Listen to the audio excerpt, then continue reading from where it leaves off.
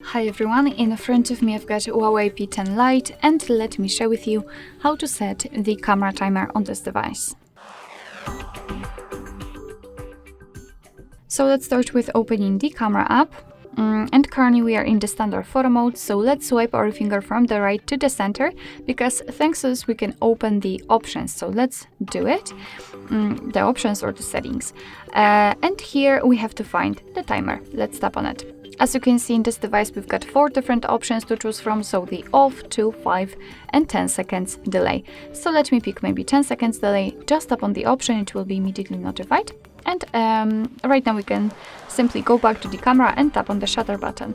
And as you can see right now, from now on, your device will count down from 10 or 3 or 5, of course, depending on which option you've chosen. And after that time, it will take a photo. So basically, this is how it works. Of course, you can always turn it off, just go back and tap on off.